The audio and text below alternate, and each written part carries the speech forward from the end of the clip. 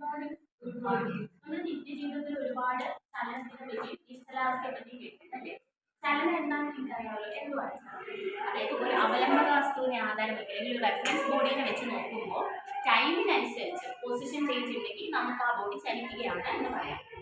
ഒരു ഉദാഹരണം പറയുകയാണെങ്കിൽ തെങ്ങിൽ നിന്ന് തേങ്ങ വീഴുന്നത്, അല്ലെങ്കിൽ ഇപ്പോൾ തല അനക്കിക്കൊണ്ടിരിക്കുന്നത്, പക്ഷികൾ പറക്കുന്നത്, ഇതെല്ലാം ചലനത്തിന് ഉദാഹരണമാണ്.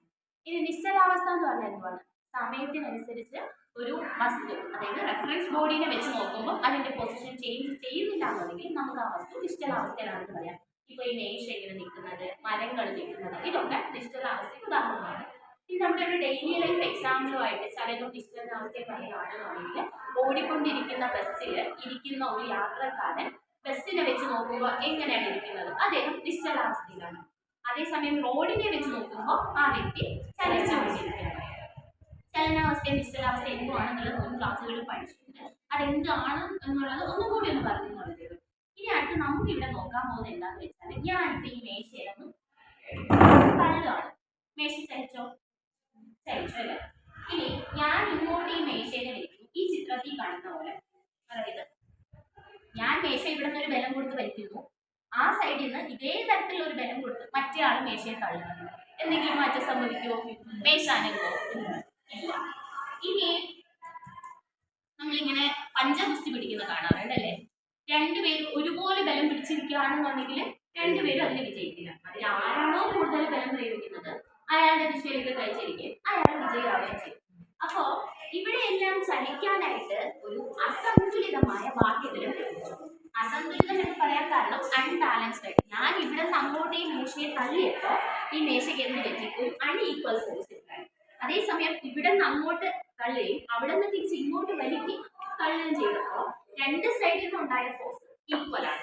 അപ്പൊ ഈക്വൽ ആയിട്ടുള്ള ഫോഴ്സ് ഉണ്ടായപ്പോൾ നമുക്ക് അതിനെ സന്തുലിതമായ ബലം എന്ന് പറയും. ഇനി നിങ്ങളോട് വേറൊരു ഉദാഹരണം ചോദിക്കുകയാണ്. ഞാനിപ്പോ ഈ ചെയറിൽ ഇരിക്കുകയാണ്. ഇരുന്നിട്ട് ഞാൻ ഈ ചെയർ പൊക്കാനായിട്ട് ശ്രമിക്കുകയാണ്. ചെയർ പൊങ്ങുമോ? ഇല്ല, ചെയർ പൊങ്ങില്ല. ഇനി ഒരു വണ്ടിന്റെ അകത്ത് നിന്നുകൊണ്ട് വണ്ടി തള്ളാനായിട്ട് ശ്രമിച്ചാൽ വണ്ടി നീങ്ങില്ല, വണ്ടി നീങ്ങില്ല.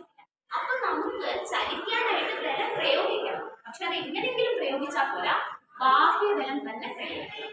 ഒരു വസ്തു ചലിക്കണമെന്നുണ്ടെങ്കിൽ വസ്തുവിലേക്ക് ബാഹ്യബലം, എക്സ്റ്റേണൽ ഫോഴ്സ് ആണ് പ്രയോഗിക്കേണ്ടത്.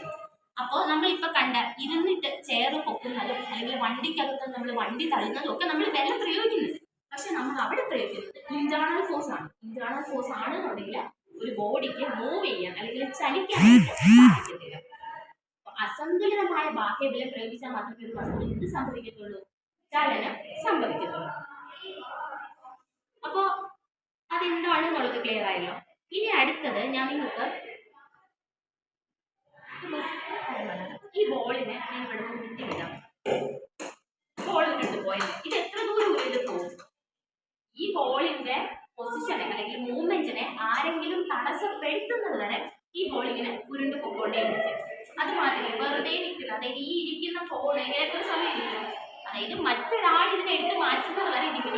ഈ കിടക്കുന്ന മേശ പിന്നെ ആരെങ്കിലും തള്ളുന്ന വരെ ഇതുപോലെ തന്നെ ഇരിക്കും. അതായത് റെസ്റ്റിലിരിക്കുന്ന ഒരു ബോഡിനെ റെസ്റ്റിൽ നിന്ന് മാറ്റണമെങ്കിലും അല്ലെങ്കിൽ നിശ്ചലാവസ്ഥയിലിരിക്കുന്ന ഒരു വസ്തുവിനെ നിശ്ചലാവസ്ഥയിൽ നിന്ന് മാറ്റാനോ ചലനാവസ്ഥയിലുള്ള ഒരു വസ്തുവിനെ ചലനാവസ്ഥയിൽ മാറ്റാനോ വസ്തുക്കൾക്ക് കഴിവില്ല. ഇപ്പൊ ഞാൻ ഈ ബോളിനെ ഇങ്ങനെ എടുത്ത് ഉരുട്ടിയപ്പോൾ ബോളിന് കഴിവില്ല സ്വയം നിൽക്കാൻ വേണ്ടി. നമ്മൾ എന്തെങ്കിലും ഒരു എക്സ്റ്റേണൽ ഫോഴ്സ് കൊടുത്ത് ഈ ബോളിനെ പിടിച്ച് നിർത്തിയാലേ ബോൾ എന്ത് ചെയ്യത്തുള്ളൂ? നിൽക്കത്തുള്ളൂ എന്നുള്ളത്.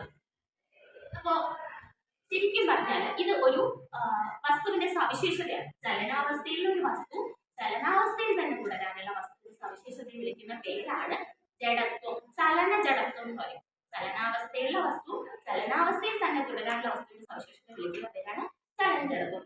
അല്ലെങ്കിൽ നമുക്ക് ഈ ചലന ജഡത്തെ മറ്റൊരു തരത്തിൽ പറയാം. അതായത് ഇപ്പൊ ചലിച്ചുകൊണ്ടിരിക്കുന്ന ബോളിന് നിൽക്കാനുള്ള കഴിവില്ലായ്മയാണ് ചലനജഡം അല്ലെ? ചലിക്കാനുള്ള വസ്തുവിന് ചലിക്കാനുള്ള കഴിവാണ്, പക്ഷെ അത് മറ്റൊരു തരത്തിൽ പറയുമ്പോൾ നിൽക്കാനുള്ള കഴിവില്ലായ്മയാണ് ചലനജഡത്വം എന്ന് പറയുന്നത്. അങ്ങനെ നമ്മൾ ഡെയിലി ലൈഫ് എക്സാമ്പിൾ നമുക്ക് പറയാൻ പറ്റും. ഓടിക്കൊണ്ടിരിക്കുന്ന ബസ്സിൽ ഇരിക്കുന്ന ഒരാള് പെട്ടെന്ന് ബ്രേക്ക് ഓടിക്കുമ്പോൾ എന്ത് പറ്റും? അയാൾക്ക് പിന്നെ ഓടാനാണ്, ബസ്സിനൊപ്പം ഓടാൻ, ആ ഒരു വെലോസിറ്റി സഞ്ചരിക്കാനാണ് ഉള്ളത്. ആ വ്യക്തി മുന്നിലേക്ക്, പക്ഷെ ബസ് പെട്ടെന്ന് ബ്രേക്ക് പിടിക്കുമ്പോൾ എന്ത് പറ്റും? ആ വ്യക്തി പിന്നെ മുന്നിലേക്ക് തന്നെ പോയിക്കൊണ്ടിരിക്കുന്നതുകൊണ്ടാണ് നമ്മൾ പെട്ടെന്ന് ബസ്സിന്റെ ബ്രേക്ക് പിടിക്കുമ്പോൾ മുന്നിലേക്ക്. ഇനി ഇതുപോലെ തന്നെ ഇപ്പൊ ചലനാവസ്ഥയിലെ വസ്തു ചലനാവസ്ഥയിൽ തന്നെ തുടരാനുള്ള കഴിവ്. അങ്ങനെയാണെന്നുണ്ടെങ്കിൽ നിശ്ചലാവസ്ഥയിൽ ഇരിക്കുന്ന ഈ ബോൾ നിശ്ചലാവസ്ഥയിൽ തന്നെ തുടരാനുള്ള കഴിവിനെ നിശ്ചലന ജഡത്വം എന്ന് പറയാം.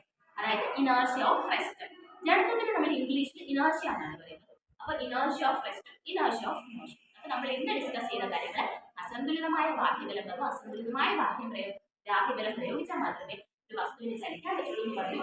പിന്നെ അതായത് നേർരേഖ ചലനത്തിൽ സഞ്ചരിക്കുന്ന ഒരു വസ്തു നേർരേഖയിൽ തന്നെ തുടരുന്നു പറഞ്ഞു. നിശ്ചലാവസ്ഥയിലുള്ള വസ്തു നിശ്ചലാവസ്ഥയിൽ തന്നെ തുടരുന്നു പറഞ്ഞു. നമ്മളെല്ലാവരും ന്യൂട്ടനെ പറ്റി കേട്ടിട്ടില്ലേ? കേട്ടില്ല എന്തോന്നായിരിക്കും? തലയിൽ ആപ്പിൾ വീണപ്പോൾ 3 നിയമം കണ്ടുപിടിച്ച വ്യക്തിയായിരിക്കും കേട്ടത്.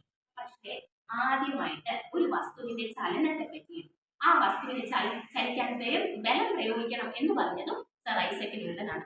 ഇതാണ് ന്യൂട്ടന്റെ ഒന്നാം ചലന നിയമം എന്ന പേര് അറിയപ്പെടുന്നത്. ന്യൂട്ടന്റെ ഒന്നാം ചലന നിയമം വളരെ സിമ്പിളാണ്. അസന്തുലിതമായ ഒരു ബാഹ്യബലം പ്രയോഗിക്കാത്തിടത്തോളം കാലം ചലനാവസ്ഥയിൽ ഉള്ള വസ്തു നേർരേഖ ചലനാവസ്ഥയിലോ നിശ്ചലാവസ്ഥയ്ക്കോ മാറ്റം വരുത്തുന്നതല്ല. ഇതാണ് ന്യൂട്ടന്റെ ഒന്നാം ചലന നിയമം. അസന്തുലിതമായ ബാഹ്യബലം പ്രയോഗിക്കാത്തിടത്തോളം കാലം ഒരു വസ്തു അത് നേർരേഖ ചലനാവസ്ഥയ്ക്കോ നിശ്ചലാവസ്ഥയ്ക്കോ മാറ്റം വരുത്തുന്നത്. എല്ലാവർക്കും മനസ്സിലായോ?